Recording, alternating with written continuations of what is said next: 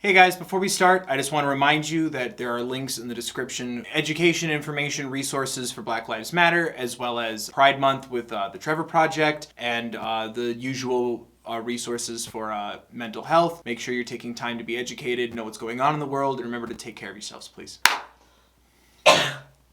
You okay?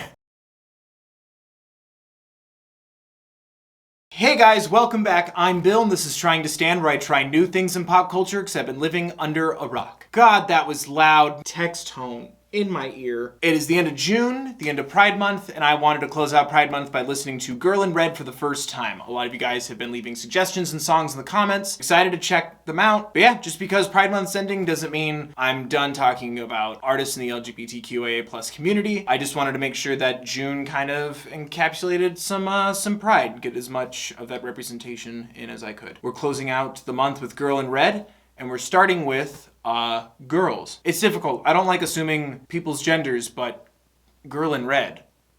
Am I crazy? The clues are all there. Oh good, it's an ad for HBO Max. Can't be too mad because I got Adventure Time Distant Lands out of HBO Max, so that's fine. And you can watch Infinity Train on it. Stream Infinity Train. Girls, you know I really want is girls. It's not that, right? That song just bothered me. It was the weird xylophone part. It just always kind of bothered me. Yeah, this is the video for Girls on Girl in Red's YouTube channel. Ooh. We got some strong nostalgia vibes here. Hell yeah. I like the VHS vibe. Oh. Yes, I hope so. Ooh, but no. Yes, vibes. Ooh. Jinx. Oh, this gives me such the good summertime vibes. Please let this stay happy. Keep opening up and telling people. Yes!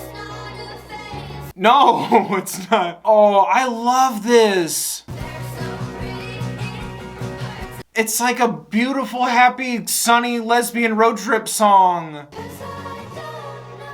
Ooh. Yes. Amen. Yes! Oh no, I can't. Yes, I called it! Lesbian road trip vibes! Oh, yes, vibes. Oh, please be yourself, Keith thinks bye. Oh, I love it. Oh no, and the ad's really sad. Jesus Christ. Oh, that's not your fault, Girl in Red.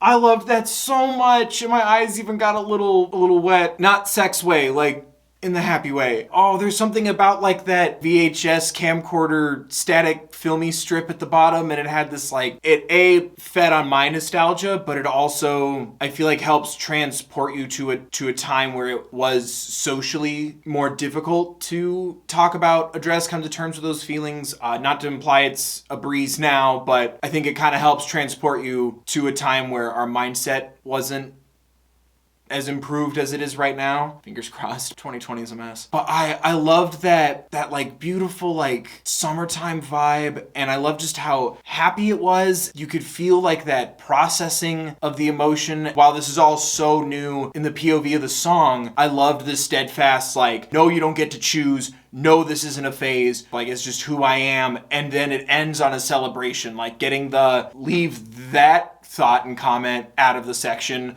We're staying here, addressing that, and then moving forward to the place of celebration. I adored that, and her voice is so lovely, and it was so just light and soft, and the whole thing just felt so warm and fun. That's such a comforting sentiment as well as a comforting song. It's almost like someone kind of draped like a blanket of understanding just kind of around you, and that's coming from not a lesbian or a woman. There's just something about it. It just addresses and sticks to the love. Pull up them lyrics.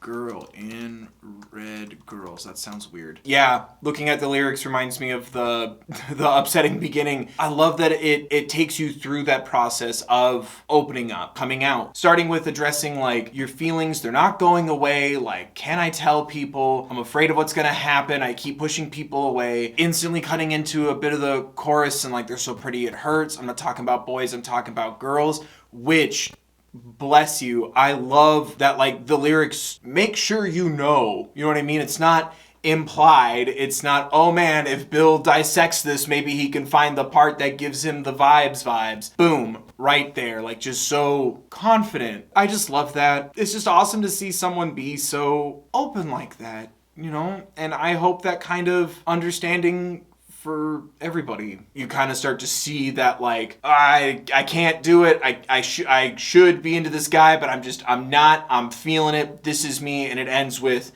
world, this is me. Like, you know what I mean? Like the thought just keeps growing. And I love that it has such a loving undertone to it, you know? She did not leave me a lot of room for interpretation, but you know what? That's fine. That's awesome. This is one I was looking forward to when making the list as a boy who loves the fall, as well as someone who loves spooky time and Halloween. Next is We Fell in Love in October. Please don't be a sad song. I just want this to end with, and everyone's okay. Oh crap. It's not sunny and fun. Why is this unnerving a little bit? What's wrong? Hell yeah, nose piercings. Ooh. Okay, everyone's fine. Everyone's fine. Stay fine. Everyone's fine. It's just somber because it sounds cool. It's like a fall jam. Yeah, vibes. Oh, thank God, I thought something bad was gonna happen. I don't know why. Maybe it's like the kind of like grungy, echoey vibe that I'm getting.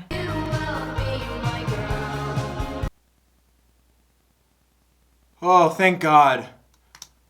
Oh, I thought something bad was gonna happen. It had such a somber, and we had the cuts back to like the blue colors, you know, kind of by herself, and then cuts back to them outside together being happy, and then kind of stoic and somber on her own. And you guys send me a lot of upsetting music, and I was kind of prepped for that. Good. I'm glad everyone's okay. That was definitely interesting. Maybe that is what it is. Maybe I'm not. Maybe there is a reason why that vibe is there. Girls felt so, maybe it's just about like wanting, I don't know, like there was something about cutting back to her being by herself and you will be my world, you will be my girl. But then it's we fell in love in October, not, you know, I fell in love with you in October. Maybe something's wrong? Smoking cigarettes on the roof, smoking's bad for you kids, YouTube.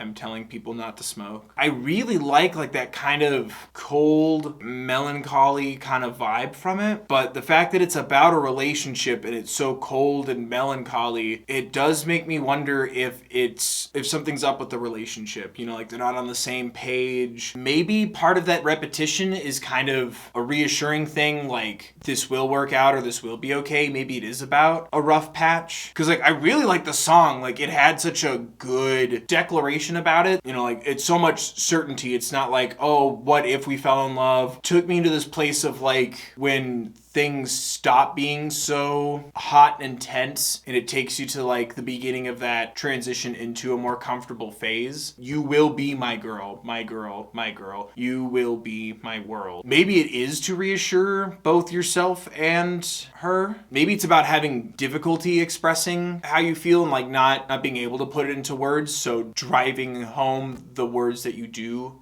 have with your favorite memories, you know? Yeah, don't bother looking down. We're not going that way. At least I know I'm here to stay. I think there's a little bit of uncertainty here, and addressing that uncertainty by doubling down and reaffirming your commitment, your feelings. I love how it kind of had this, like, I don't know how to describe it because I don't want to say like a spiral because it wasn't like losing control. Whatever the antithesis of a spiral would be, like stopping yourself from that spiral, like keeping yourself grounded as you try to articulate this feeling. And I don't know, I really liked that. I really liked the sound of it. Almost like there's like a light sprinkle of grunge in there. Not wanting to be ashamed, not wanting to be quiet, and yet also not wanting to be overwhelming and wanting to be considerate of the other person. So between, hey world, if you don't like it, suck it, and going at the other person's pace. You know what I mean? Like trying to find a balance in those two thoughts and energies, especially when we kept cutting back to her playing guitar and we kind of had like that blue gel moment. I kind of liked how it was almost like a bit of a check-in. It's also really refreshing to hear someone just unapologetically feel and be. It's also interesting just how dour it also feels. Like something's off or something's wrong, or being worried even that like you're not being clear on what your feelings are. So like I said, doubling down on them to make sure that it's clear to your partner. It's definitely interesting. I really liked that. All right, time to raise each other up with Summer Depression. Hell yeah, thanks guys. Prove me wrong, Girl in Red, but y'all really like to send me upsetting songs, but I also love them, so I'm here for it. Ooh. Don't relate to me. I feel like I'm preparing myself for an iffy summer. I feel like we all are. Ooh, all right, this is Summer Depression. Teenage suicide. Jesus. All right, get right into it. Hell yeah. Hell yeah acknowledging, not hell yeah suicide and depression. Waking up feeling like shit. Damn. I just want to disappear. Damn. Good for them, but I'm nothing. Oh no, that's not true. Damn, I really love the bass line in this song. It really just kind of like creates that like weighing down feeling. So much time to question my life. I really appreciate that. The bass line of it, hammered in how much that feeling can weigh you down, like almost like to that physical level where you can feel it in your body, but then also kind of having the retro Disney parks footage and even kind of hearing more activity going on around you. It really encapsulates an aspect of how that feels. There's something about normalizing and articulating that feeling. It was also interesting to have that teenage suicide. Why, girls? Emotional, social anxiety, like those cuts, that level of like, you know, it's talked about, but is it really understood? Is it just a dry PSA, or is it someone actually reaching out? Like how it's perceived and how it's being handled, as well as kind of how it's, for lack of a better word, I'd say treated, like a very specific feeling being articulated in so many ways, both musically and then also how it's kind of encapsulated with the visuals, like molasses moving through sand or moving through mud, that kind of weighty feeling. It feels very personal, as well as obviously the lyrics, like not wanting to go outside. You just wake up feeling like this. It's normal to feel like this, but I think also sort of humanizing it for others. You know, there's also talks in here about insomnia, questioning everything, comparing yourself to others, and how that kind of drags you down. I'd say even addressing seasonal depression, and then even the conflict of your depression coming in the summertime when you're, to quote you in Girls, supposed to feel this way, and how that kind of might add to it. It kind of reminds me of that feeling of like, for me personally, like you don't want to burden or bother others with how you're feeling if it doesn't align with everyone else. But it also kind of doubles down on the feeling for me when everyone around me seems to be feeling the antithesis of my emotions. Like I'm feeling so down and everyone else is being so up. It makes me feel a little more out of sorts. And that's what this kind of reminds me of, you know? Even the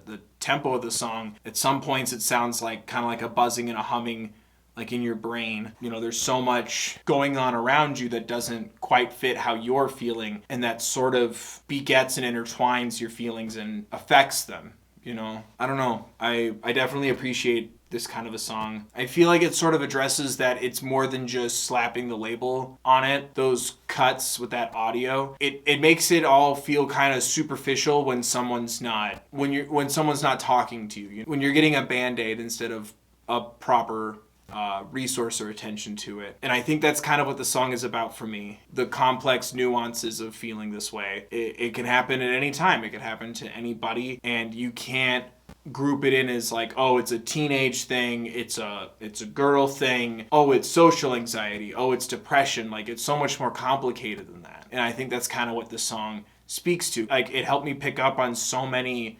specificities. It's human nature, but also it's so much more complicated than that, and to take it more seriously than just the superficial verbiage.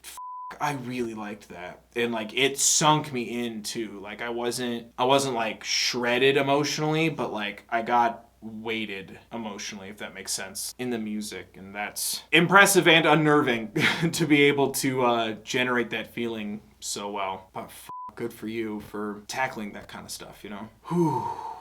Damn. What I like the most about the song is that it feels accessible to so many people too. All right, and next is I Want to Be Your Girlfriend. Very forward of you.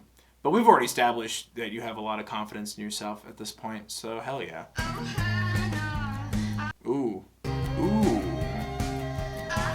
Hello? Hannah, say something, please. Tell me something nice. Nailed it. I will follow you home. No. Friend, I wanna kiss your lips. Um. Don't wanna be your friend, I wanna be your bitch. Oh, we've got a Dodie She situation on our hands. Don't wanna be your friend, I wanna kiss your lips. Damn. Okay, I was wondering why we had so much unnerving, like, frustration there. Lose my breath.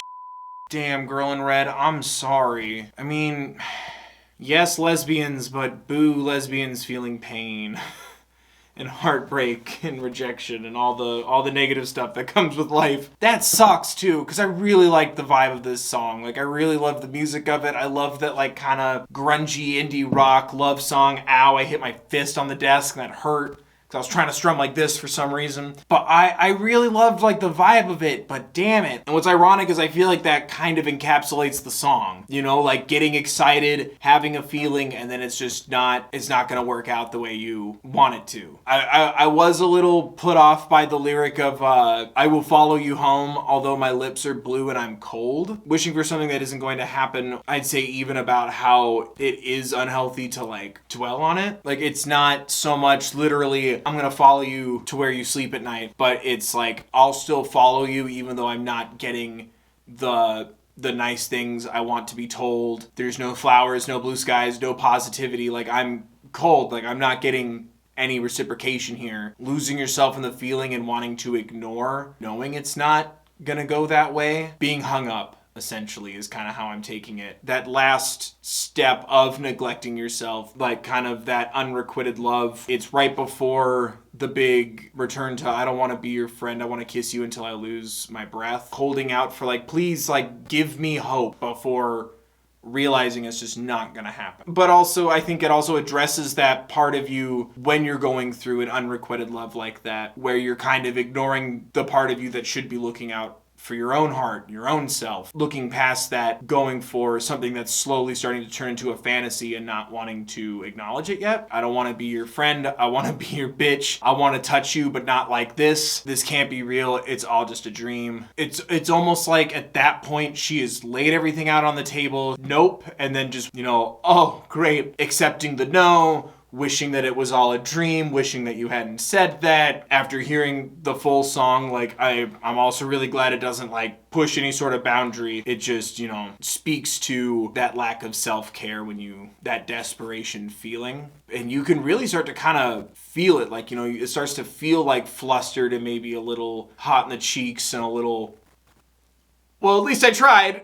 Like that uncomfortable feeling when you realize, oh man, I just poured my guts out and it didn't go the way I wanted it to.